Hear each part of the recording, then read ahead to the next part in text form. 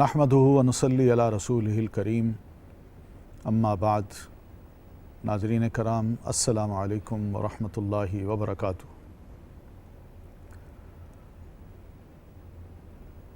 انسان کو اللہ تبارک و تعالیٰ نے دوسری مخلوقات پر جو عزت یا تکریم دی ہے، اس کی وجہ اس کا فہم، اس کی عقل اور اس کی سمجھ ہے۔ یہ سمجھ اور یہ فہم انسان کو وحی سے حاصل ہوتا ہے۔ وحی اللہ تبارک و تعالیٰ کی طرف سے جب نازل ہوتی ہے کتاب کی صورت میں، تو وہ انسان کی عقل کو اپیل بھی کرتی ہے، اور انسان ان باتوں کو پڑھتا ہے تو اس کی عقل اور ترقی کرتی ہے اور غور و فکر کی عادی بنتی ہے، اور اس طرح غور و فکر انسان کی نہیں بلکہ مسلمان کا ایک خاصہ بن جاتا ہے، اور اس خاصے کی بنیاد پر یہ عقل مند انسان وحی کو پہچاننے کے بعد اپنے رب کو پہچان لیتا ہے۔ رب کی پہچان ہی دراصل معرفت ہے۔ عقل کی صحیح معرفت رب کی پہچان ہے۔ لیکن جس شخص نے باوجود عقل کے، سمجھ کے رب کو نہیں پہچانا، دنیا کی ہر شے اس نے جان لی مگر اس نے اپنے رب کو نہیں پہچانا، تو اس نے کیا پہچانا ہے پھر؟ کیا وہ جانتا ہے؟ ہر شے کو جان لینا، ہر شے کے بارے میں تحقیق کرنا، ہر شے کے بارے میں غور و خوض کرنا، یہ اگر اس کی عادت ہے، مگر رب کے بارے میں نہ وہ معرفت حاصل کرنا چاہتا ہے، نہ غور کرنا چاہتا ہے، تو اس نے دنیا میں پھر کس کو پہچانا ہے؟ اس نے اپنی عقل کا استعمال کس میں کیا ہے؟ وہ اللہ جو انسان کو پیدا کرنے والا ہے، اس کو عقل بھی دینے والا ہے۔ اگر بندہ اپنے رب کی معرفت سے جاہل رہے تو اس نے کچھ نہیں کمایا، کچھ نہیں حاصل کیا۔ یہی وہ فرق ہے جو دین لوگوں میں کرتا ہے، کہ جس نے رب کو پہچانا ہے وہ حقیقت میں صاحب عقل ہے، اور جس نے رب کو نہیں پہچانا وہ حقیقت میں صاحب عقل نہیں ہے۔ وجہ کیا ہے؟ وجہ صرف یہی ہے کہ دعویٰ کرنا آسان ہے کہ میں رب کو پہچانتا ہوں، مگر اس کو پہچان کی کوشش نہ کرنا، اس کے پہچان کے لیے اپنی عقل کے گھوڑے نہ دوڑانا یا اپنی عقل کے سوتوں کو نہ کھولنا، یہ سب لا علمی ہے، جہالت ہے۔ سوچئے، ابو جہل بھی اللہ تبارک و تعالیٰ کو مانتا تھا، اس کی دعائیں قرآن مجید میں ذکر کی گئی ہیں۔ جب یہ سارا لشکر بدر کے لیے نکلا تو یہ مکی لوگ اور اس کے ساتھ مکی لوگوں کے ساتھ ابو جہل بھی حرم میں آئے، خانہ کعبہ کی دیواروں کو پکڑ کے انہوں نے یہ لفظ کہے جو قرآن مجید میں اللہ تعالیٰ نے بیان کیے ہیں کہ اللہم ان کان ھذا ھو الحق من عندک فامطر علینا حجارۃ من السماء او ائتنا بعذاب علیم۔ اللہ، اگر یہ قرآن یا محمد صلی اللہ علیہ وسلم واقعی تیری طرف سے ہیں تو ہم ان کو ماننے کے نہیں ہیں، بلکہ اس کے بدلے میں تم ہم پر آسمان سے پتھروں کی بارش برسا دے یا ہمیں کوئی زبردست عذاب سے دوچار کر۔ جناب محترم، وہ اللہ کو مانتا تھا، مگر کیسے مانتا تھا؟ اس کی عقل نے اس کو یہ سجھایا کہ بس یہی اللہ ہوتا ہے۔ وہ کہتا تھا لبیک لبیک، اللہ میں حاضر ہوں، اللہ میں حاضر ہوں، لا شریک لک لبیک الا واحدا، میں جانتا ہوں تیرا کوئی شریک نہیں سوائے ایک بت کے، جو یہ خانہ کعبہ میں میرا ایک خدا ہے، وہ تیرا شریک ہے۔ انسان خود سوچے کہ ایک خالق ہے، مالک ہے، زمین و آسمان کا خالق، اور ہمارا خالق، ہمارا رازق، اور ایک وہ ہے جس کو انسان نے خود بنایا، خود اس کو رنگ و روپ دیے، خود اس کو گھڑا اور پھر اس کو خود ہی نصب کیا، اور اس کے بارے میں یہ عقیدہ رکھ لے کہ یہ بھی خدا ہے، یہ بھی اللہ کا شریک ہے، یہ عقل کی مار نہیں تو اور کیا ہے؟ یہی وہ فرق تھا جس کے سمجھانے کے لیے پیارے رسول صلی اللہ علیہ وسلم تشریف لائے تھے کہ لوگوں، عقل کا استعمال کرو، سمجھو کہ اللہ کون ہے اور اللہ کے علاوہ جو دوسری مخلوق ہے وہ کیا ہے۔ یہ سمجھ انسان کو آتی ہے تب جا کے صحیح معنوں میں رب کی معرفت اس کو حاصل ہوتی ہے۔ یہی تو وہ چیز ہے جس کے بارے میں قرآن مجید بار بار لوگوں کو اپیل کرتا ہے اور کہتا ہے افلا یتدبرون القرآن ام علی قلوب اقفالها۔ مسئلہ کیا ہے؟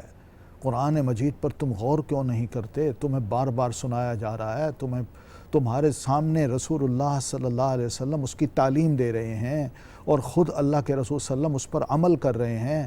آپ کو ماننے والے، قرآن کو سننے والے جب سنتے ہیں تو ان کی زندگیوں میں تبدیلی کو دیکھیے کہ کس طرح کل وہ کیا تھے، اور پھر روزانہ قرآن مجید سنتے سنتے نبی علیہ الصلاۃ والتسلیم کی صحبت میں بیٹھتے بیٹھتے سیکھتے سیکھتے وہ کیا سے کیا بنتے چلے جا رہے ہیں، کس طرح ان میں چینج آ رہی ہے۔ کیوں نہیں دیکھتے؟ کیا مسئلہ ہے؟ تمہارے دلوں پر تالے کیوں پڑے ہوئے ہیں؟ کچھ تو سوچو۔ افلا یتدبرون القرآن ولو کان من عند غیر اللہ لوجدوا فیہ اختلافا کثیرا۔ یہ لوگ قرآن مجید پر غور کیوں نہیں کرتے؟ کیوں نہیں سوچتے؟ اللہ کا کلام ہے، انسانی عقل کو جلا بخشنے کے لیے آیا ہے۔ بندوں کے درمیان اور جانوروں کے درمیان یہ تمیز کرے گا، بتائے گا کہ انسانوں میں صحیح انسان کون ہے، کون ہے رب کا بندہ اور کون ہے شیطان کا بندہ۔ افلا یتدبرون القرآن، قرآن کو دیکھو، کیا اس میں تمہیں کوئی تضاد نظر آتا ہے؟ کیا اس کی باتیں غیر حکیمانہ ہیں؟ کیا وہ جو عمل بتاتا ہے ان پر عمل کرنا مشکل ہے، انہیں اپنانا مشکل ہے؟ یا قرآن مجید کو پڑھ پڑھ کے لوگوں نے یہ سمجھا ہے کہ قرآن مجید میں کنٹراڈکشن ہے، الفاظ کچھ ہیں، معنی کچھ لیا گیا ہے؟ کوئی ایسی بات؟ غور تو کریں، اس پر غور کریں گے تو ان کو رب کی معرفت حاصل ہوگی، اور جب رب کی معرفت حاصل ہوگی تو یہی حقیقت میں انسانی عقل کی جلا ہے۔ مگر مسئلہ یہی ہے کہ لوگوں نے غور نہیں کیا، اور جب غور نہ کریں گے تو پھر ان کا مقام بھی وہی ہوگا جو ایک عام بندے جیسا ہوگا جو رب کو پہچاننا نہیں چاہتا۔ ناظرین محترم، یہ بات یاد رکھیے، قرآن مجید نے صاف صاف یہ باتیں ارشاد فرمائی ہیں کہ غور و فکر نہ کرنے کے نتیجے میں انسان کچھ بھی کرے گا، اگر اس کو رب کی معرفت حاصل نہیں ہوتی تو اللہ ان کی کسی نیکی کو قبول نہیں کرے گا، بلکہ ایسے بندوں کا ایک ایک عمل اللہ ضائع کر دے گا۔ الذین کفروا وصدوا عن سبیل اللہ اضل اعمالہم۔ جی جو رب کی پہچان، اس کی معرفت حاصل نہیں کرنا چاہتے تو اللہ تعالیٰ ان کے کسی اعمال کو کوئی وسعت نہیں دے گا، کوئی ان کا وزن نہیں ہوگا۔ سیدھی سی بات ہے، میں ہر شے کو پہچانوں مگر رب کو نہ پہچانوں، یہ کیا ہے؟ یہ دل کی ضد ہے، دل میں نفرت ہے۔ یاد رکھیے، جس چیز سے محبت ہوتی ہے انسان پھر اپنے دل، دماغ اور سوچ کو اسی کی طرف لگا دیتا ہے، اور اپنی اس محبوب ترین شے کے لیے ہر شے قربان بھی کر دیتا ہے۔ لیکن اگر وہ دنیا کی محبوب ترین چیزوں کو اللہ تعالیٰ پر قربان کرتا ہے تو بتائیے اس نے کیا معرفت حاصل کی؟ کون سی اس کی محبت ہے؟ کس بنیاد پہ اس کے عملوں کو قبول کیا جائے، وزن دیا جائے اور اللہ تعالیٰ اس کو کہے کہ ہاں یہ میرا محبوب بندہ ہے؟ دوستو، یہ بڑا اہم ایشو ہے، تدبر، عقل و فکر کا استعمال۔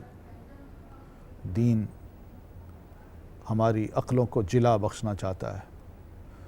بار بار قرآن مجید میں یہ کہا گیا ہے کہ غور و فکر کیا کرو، سوچا کرو، عقل سے کام لو، کم عقلی والے کام مت کرو۔ یہ سب غور و فکر نہ کرنے کے نتیجے ہوتے ہیں۔ تو اس لیے ناظرین، ہم یہ دیکھتے ہیں کہ قرآن مجید کی تعلیمات پر غور و فکر کا جو معنی اور مفہوم ہے وہ یہی ہے کہ انسان اپنی عقل و فکر کے سوتے دین کے انہی مآخذ، انہی سورسز کے سپرد کر دے اور تابع کر دے جو اللہ تبارک و تعالیٰ نے وحی کر کے اتارے ہیں۔ وحی کی اسی روشنی کے سپرد اپنے آپ کو کر دے اور اسی کی روشنی میں غور و فکر کرتا جائے اور اس سے ذرہ برابر ادھر نہ ہو، تب جا کے یہ عقل کامل بنتی ہے۔ اور اگر خدا نخواستہ کہیں بھی ٹیڑھ آتی ہے تو یہ زیغ ہے، زیغ۔ اس زیغ سے پناہ مانگیے اور رب کے حضور میں دعا کرنے کی بھی ایک مسلمان کو کہا گیا ہے کہ دعا کرو، ربنا لا تزغ قلوبنا بعد اذ ہدیتنا وہب لنا من لدنک رحمہ۔ مولا، جب تم نے ہدایت دے دی، اپنی پہچان کرا دی، ہمیں اپنے آپ سے جوڑ لیا، اس کے بعد ہمارے دلوں کو ٹیڑھا نہ کرنا۔ کہیں ایسا نہ ہو کہ تجھے چھوڑ کے کسی اور کو اپنی محبوب ترین شے بنا لیں، بلکہ تو ہی ہمارے لیے محبوب رہے، تجھ پر سب کچھ قربان کرتے جائیں، تیرے ہی ہو جائیں۔ یہ وہ اللہ چاہتا ہے ہم سے۔ زیغ تب آتا ہے جب انسان اپنے آپ کو بڑا مدبر انسان سمجھے اور قرآن مجید کو اپنی عقل کے تابع کر دے۔ نبی صلی اللہ علیہ وسلم کی تعلیمات بھی ہم مسلمانوں کو یہی سمجھاتی ہیں، صحابہ کرام نے بھی یہی سمجھا۔ آپ صلی اللہ علیہ وسلم نے جب کبھی بھی دین کی کوئی بات مسلمانوں کو بتائی، اس سے آگاہ کیا، یہ صحابہ کرام حقیقت یہی ہے کہ رضی اللہ تعالی عنہ واقعی کہنے کے قابل ہیں کہ انہوں نے کبھی بھی نبی علیہ الصلوۃ والتسلیم کی اس بات پر، کسی بات پر نہ اعتراض کیا، نہ حیرانی سے دیکھا، نہ آنکھیں گھمائیں، بلکہ جو کچھ آپ نے فرمایا دل و جان سے اس پر عمل کیا، اس کو قبول کیا اور جو چاہا آپ نے وہ کر ڈالا۔ یہ کم عقلی نہیں تھی، حقیقت میں کم عقلی نہیں تھی۔ لوگوں نے تو ان کو تانے دیے کہ انؤمن کما آمن السفہاء، کیا ہم ایمان لائیں جیسا کہ بے وقوف لوگ ایمان لائے ہیں؟ نہ آؤ دیکھا نہ تاؤ، نہ انہوں نے دیکھا رشتہ داروں کو، نہ انہوں نے دیکھا اپنے کاروبار کو، نہ انہوں نے دیکھا ہے اپنے علاقے کو، سب کچھ قربان کر دیا محمد الرسول اللہ صلی اللہ علیہ وسلم پر۔ مگر صحابہ کرام نے نبی علیہ الصلوۃ والتسلیم کی ایک بات کو قبول کیا اور اللہ تعالیٰ نے انہی کو کہا کہ تم عقل مند ٹھہرے، اور جنہوں نے تم پر اعتراض کیا ہے اور جو تمہیں بے وقوف کہتے ہیں وہ خود بے وقوف ہیں۔ ناظرین، عقل بہت بڑی نعمت ہے، اس کا صحیح استعمال رب کی صحیح معرفت ہے۔ اللہ تعالیٰ کی معرفت کیسے حاصل ہوتی ہے؟ وقفے کے بعد انشاءاللہ ہم اس پر مزید گفتگو کے لیے حاضر ہوتے ہیں۔